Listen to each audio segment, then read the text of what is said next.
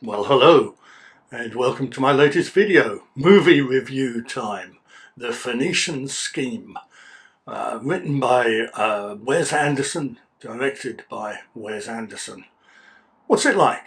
Is it any good? Should you spend your money? Stick around and you'll find out. Let me say, first of all, I want to live in Wes Anderson's world. I want to be a part of Wes Anderson's vision. I want to be inside Wes Anderson's head, and I want to be in a Wes Anderson film. Now, the thing about Wes Anderson is if you like his films, you will like this film, and if you don't like his films, you will not like this film.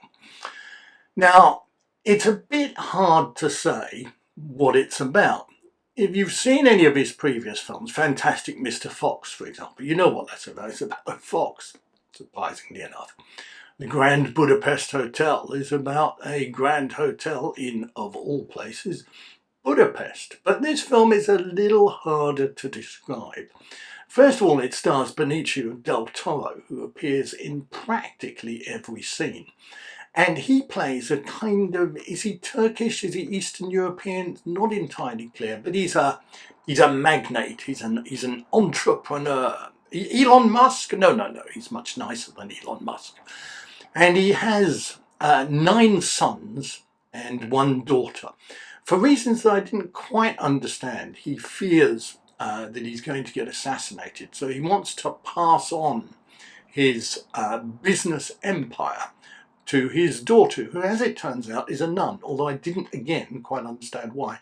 And he doesn't want to pass it on to his sons. And as he's doing this, he's got a kind of final business plan, which is the Phoenician Scheme. And for some reason, again, I didn't quite understand why, various shadowy groups, are they government bodies, are they assassins, are they business rivals? Anyway, they are out to do him down in some kind of way, and he has to vanquish these foes. So the film charts his progress as he vanquishes these various foes and gets into various scrapes and fights and situations and so forth. But that is not actually the point. I don't think it matters what this film is about, and I don't really care what this film is about. What I care about is Wes Anderson's world and what he creates. Now, his world, his films, they're not like a normal film. They're not Mission Impossible. They're not How to Train Your Dragon. They're not even The Salt Path, thank God. They are about a different world, a different dimension, a different society where things happen. Yes, they're understandable, even if I don't understand the story.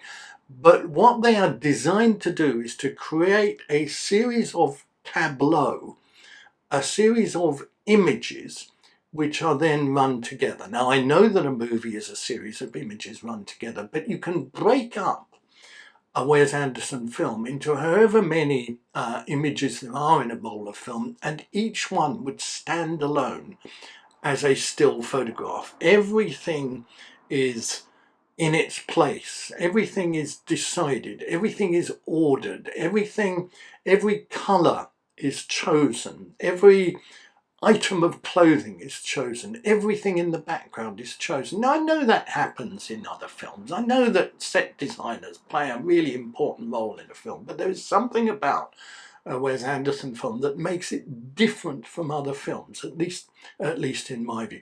And one of the joys in his films often is spot the famous actor, because actors, you get the feeling they're not in his film to be their name, okay? Whether it's Tom Hanks or Bryan Cranston or Bill Murray, whoever it is, it's not the name that counts.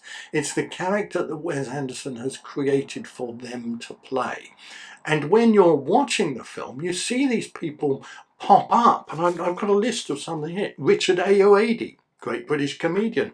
Tom Hanks, as I've mentioned, Bryan Cranston, Bill Murray, as I've mentioned, Scarlett Johansson, who appears in lots of his films, Willem Dafoe, who appears in lots of his films, Alex Jennings, Great middle-aged, probably a bit beyond middle-aged now, British character actor, I suppose. Jason Watkins from the amazing, wonderful ITV series MacDonald and Dodds, one of my favourites, not. Jeffrey Wright, Benedict Cumberbatch in a big hairy wig and a big hairy beard.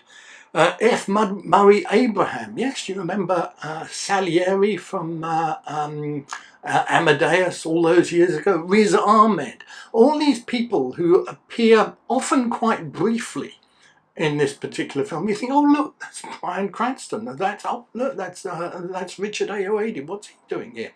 One person who is conspicuous by his absence actually is Owen Wilson, who appears in an awful lot of Wes Anderson films, but he doesn't appear in this. And nor does Ralph Fiennes, of course, who did such a great role in the Grand Budapest Hotel. But again, that is not the point. The point is that this is a Wes Anderson film. It's a Wes Anderson environment. It's a Wes Anderson milieu. It's one that I want to inhabit. It's one that I want to be part of. It's one that I wish I could create. Now I do my small part, you may know, on Instagram. There is a hashtag accidentally Wes Anderson, where you either take a picture or you find a picture that looks like it could have been a part in a Wes Anderson film. It's often in pastel colour, so I like to find kind of shot fronts in pale pinks or something, and then I submit it. It's a little bit of fun, but why not? So, to sum up, what's it like? Well, it's a Wes Anderson film. Is it any good? Well, it's a Wes Anderson film. If you like his films, you'll love this. If you don't like his films, you'll hate this. I said to my son, actually, there's a new Wes Anderson film coming out. Do you want to go and see it? And he said, well, they're all the same. Do I want to go and see it? And he didn't want to go and see it. But to my mind, yes, they are all the same in a Wes Anderson-ish kind of way. And that's precisely why I want to see it. So I loved it. And if you don't know Wes Anderson, take a punt, take a chance, go and see this film. You may surprise yourself. You may hate it from beginning to end, but you may surprise yourself. And if you know Wes Anderson film, well, you don't need me to tell you that it's a wonderful film and is close as any film will ever get to being a masterpiece. So.